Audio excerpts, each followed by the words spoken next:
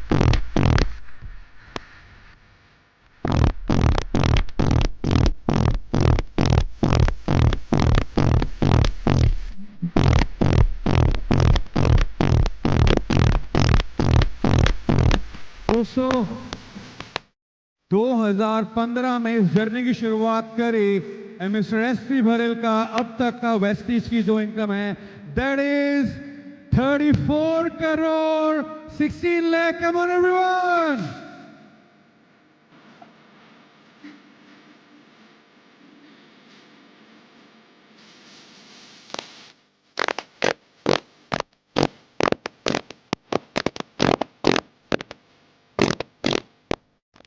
दो 2015 बाली साहब के साथ पहली मुलाकात।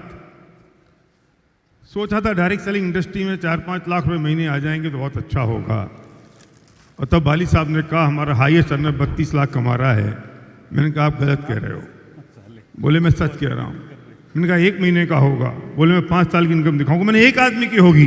बोले टॉप 50 की दिखाऊंगा। तब मुझे लगा कुछ तो दम है। ये जितने मिले हैं ना, मैंने पूछा भी दीपक जी से कितने रुपए लिखे हैं इस पे बताओ। ये हमारा चेक नहीं है, और ये खुशी इस बात की नहीं कि हमारे पास ये पैसा आया। खुशी इस बात की है कि इसके कारण न जाने कितने घरों में 20,000 रुपए महीने आए, कितने घरों में 50,000 रुपए महीने आए। मैंने देखी है उन माँ की आंखों में आंसू और चुचाती हुई छत। मैंने देखी है उनकी खुशियां, उनका जज्बा, और किसी स्कूल की फीस भरता हुआ बाप, क्योंकि वो कहता है कि 10 तारीख को वेस्टीज से मेरी इनकम आ रही है। मैं मेरे लोगों से कहता हूं कि तुम्हारे 10 लाख रुपए महीने की इनकम मुझे इसलिए नहीं चाहिए क्योंकि तुम्हारी बड़ी कार आ जाएगी, वो तो आ ही जाएगी, पर तुम्हारी 10 लाख रुपए महीने की इनकम इसलिए चाहिए कि न जाने कितने घरों में 20,000 रुपए महीने आएंगे। मेरे लिए वो 20,000 किसी के, 50,000 किसी के ज्यादा इंपॉर्टेंट हैं, क्योंकि उसके घर में खुशियां आती हैं। मारुति से मर्सिडीज पहुंच जाएगी, बहुत अच्छी बात है, अपने आप पहुंच जाएगी, पर न जाने तुमने कितने घरों में बाइक तुम्हारे माध्यम से आई, कितने घरों में स्कूटी तुम्हारे माध्यम से आई। ये सबसे इंपॉर्टेंट है। और मैं इसका कारण एक बोलना चाहता हूं। आज इस मंच पर वाली साहब बोल रहे थे बार बार माइंडसेट, और हम भी $1 बिलियन माइंडसेट की बात कर रहे हैं। इसका इस सारी सफलता का एक ही कारण है कि मैंने पहले दिन से जब 99 में इंडस्ट्री में आया अपना माइंडसेट एंटरप्रेन्योर का रखा, बिजनेसमैन का माइंडसेट रखा। मैं आपसे कहना चाहता हूं ये जो चेंजेस 2 जून को हुए, कुछ लोग परेशान हैं और कुछ लोग खुश हैं। परेशान वो हैं जो जॉब मेंटेलिटी में हैं। परेशान वो लोग हैं जो अभी भी ये सोच रहे हैं कि मैं किसी की नौकरी कर रहा हूं। परेशान वो लोग हैं जो ये सोच रहे हैं कि मैं कंज्यूमर हूं। अरे भाई, पीवी वीवी बढ़ने का मतलब समझते हो? तुम इन्फ्लेशन प्रूफ हो गए हो। देश की कंडीशन खराब है। प्रधानमंत्री कह चुके कि हमारी इकोनॉमिक कंडीशन ठीक नहीं है।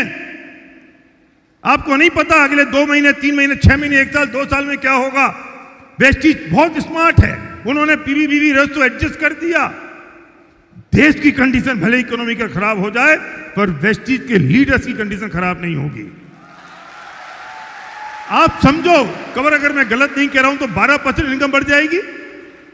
11% इनकम आपकी बढ़ चुकी सेम वॉल्यूम पर, और आप कह रहे हो पीवी बढ़ गया, रेशो बढ़ गया, 18 से 20 हो गया। एक बिजनेसमैन खुश होता है प्राइस बढ़ने से, अरे टूथपेस्ट 100 रुपए से 110 रुपए हो जाएगा तो बिजनेसमैन की इनकम बढ़ती है। तुमने महंगे प्रोडक्ट देखे नहीं है, हमसे पूछो। 500 रुपए का टूथपेस्ट आता था, कुछ लोग 900 रुपए के टूथपेस्ट वाले भी बैठे हैं। यहां 100 से 110 हो जाता है, हमें पसीना छूट जाता है। एक बिजनेसमैन की कीमत होती है, वो सोचता है प्राइस बढ़ी इनकम बढ़ेगी, परसेंटेज ऑफ प्रॉफिटेबिलिटी बढ़ेगी। और तुम कंज्यूमर मेंटेलिटी में हो क्या? कंज्यूमर इसलिए सोचते हो प्राइस बढ़ गई, पीवी बढ़ गया। बिजनेसमैन की थॉट बिजनेसमैन की होनी चाहिए। ये जॉब मेंटेलिटी नहीं चाहिए, ना कंज्यूमर मेंटेलिटी चाहिए। अरे यार वो टीवी भी 2600 से 3000 हो गया तो क्या हो गया? टारगेट बड़ा लेना पड़ेगा या नहीं? नौकरी करते ना कहीं तो वो कहता है 10 लाख की सेल करनी है, अगले महीने 15 लाख की सेल करनी है, फिर क्या कहते हैं? टारगेट क्यों बढ़ा दिया? वो कहता है अगले महीने तुझे अगले साल इंक्रीमेंट चाहिए या नहीं? सूरी साहब आपको इंक्रीमेंट मिलता था ना जॉब में, तो टारगेट करने पड़ते थे ना। हम लोग कोई टारगेट पूरे नहीं करना चाहते हैं, पर इंक्रीमेंट चाहते हैं। हम सबको इनकम ज्यादा चाहिए और वॉल्यूम कम करना है। हम डायरेक्ट सेलिंग के लोग हैं सूरी जी, हम अलग जाति के लोग हैं। हमारा टारगेट छोटा छोटा छोटा करते जाओ, प्राइस कम कम कम करते जाओ और इनकम बड़ा बड़ा बढ़ा के देते रहो।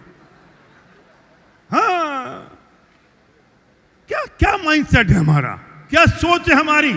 थॉट बदल लो, सोच बदलनी पड़ेगी।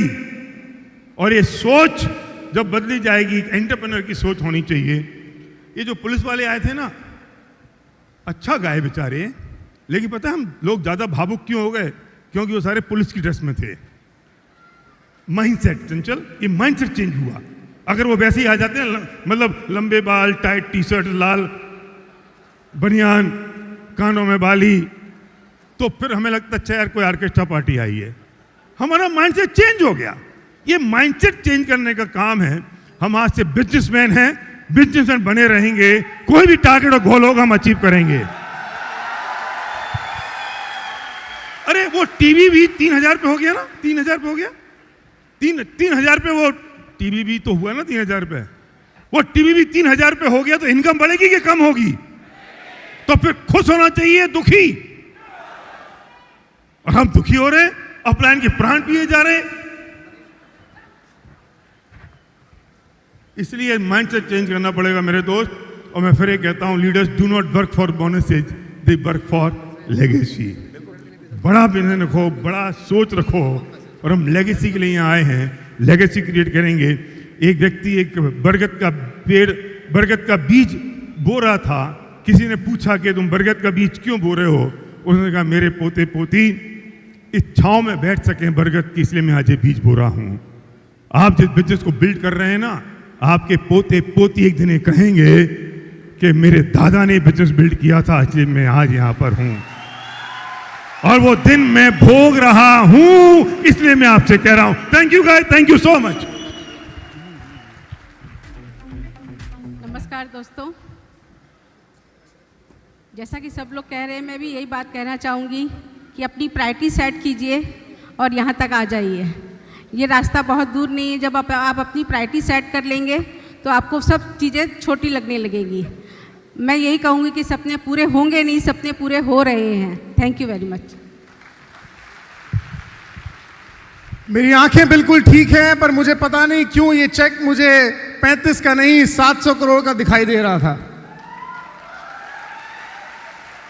जो समझ गए उन्होंने ताली बजा दी, क्योंकि दोस्त पिरामिड कहने वाले कान खोल के सुन ले। एक को 35 मिला है, पूरी टीम में 700 करोड़ बटा है, इसीलिए यहां पर एक आदमी खड़ा है। लंका होकर आए हैं, और रामायण की बात ना करें तो क्या खाक लंका होकर आए हैं, क्योंकि बिना टीम के तो भगवान राम भी लंका जीतकर नहीं आ पाए थे। ये सचमुच टीम का बिजनेस है। पूरी टीम ने ग्रोथ की, तब जाकर एक एक व्यक्ति का सम्मान यहां पर होता है, पर निर्णय एक आदमी लेता है। मैं 1857 में जाना चाहूंगा। 10 साल पहले इसी मंच पर, इसी स्टेडियम में मैंने ये बात कही थी, आज दोहराना चाहूंगा। 1857 में क्या हुआ था? एक आदमी खड़ा हुआ था। हम 1947 में आजादी जिन्होंने दिलाई उनको तो याद कर लेते हैं, पर 90 साल पहले नहीं जाते। 90 साल पहले एक आदमी खड़ा हुआ अंग्रेजों को इस देश से वापस भेजने के लिए। वो खड़ा था, सामने हजारों की सेना थी अंग्रेजों की, पागल नहीं था वो, उसे पता था हजारों की सेना के सामने वो टिक नहीं पाएगा। उसकी सारी 5, 10, 15 लोगों की टुकड़ी चली गई वापस, पर वो अकेला खड़ा रहा, क्योंकि उसे पता था कि अगर वो अकेला भी खड़ा रहा तो उसका ये रेवोल्यूशन, उसका ये आंदोलन आने वाली पीढ़ियां आगे लेकर जाएंगी, और मैं ना सही पर 90 साल बाद आजादी जरूर मिलेगी। दोस्तों, उस एक आदमी का नाम है मंगल पांडे। आज अगर आप ये निर्णय लेते हैं कि आपके परिवार की आर्थिक आजादी के लिए आप खड़े हो रहे हैं, तो हो सकता है कुछ चैलेंजेस आपके सामने आए, पर दोस्त फिर भी खड़े रहना, क्योंकि आने वाली पुश्तें इस बिजनेस को आपके साथ आगे लेकर जाएंगी, और जब वो आगे लेकर जाएंगी तो पूरा परिवार वो आर्थिक आजादी भोगेगा, और ये होगा एक एक परिवार के साथ। बस जरूरी है खड़े रहना, क्योंकि 1857 में एक आदमी खड़ा रहा, आज इसलिए 2026 में पूरा देश खुली हवा में सांस ले रहा है, आजाद हवा में सांस ले रहा है।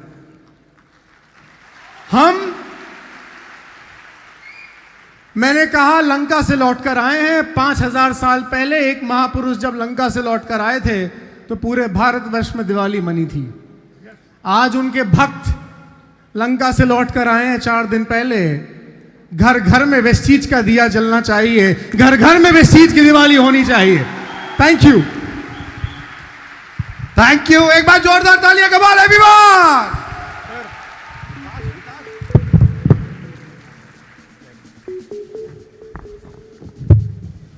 दोस्तों जोरदार तालियां बजती रहनी चाहिए। कम on everyone.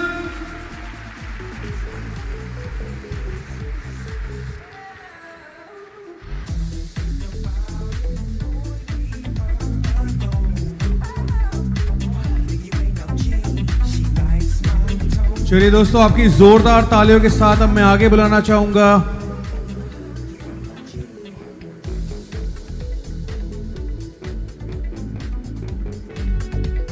Come on guys, तालियां बजती रहनी चाहिए। कम ऑन एवरीवन।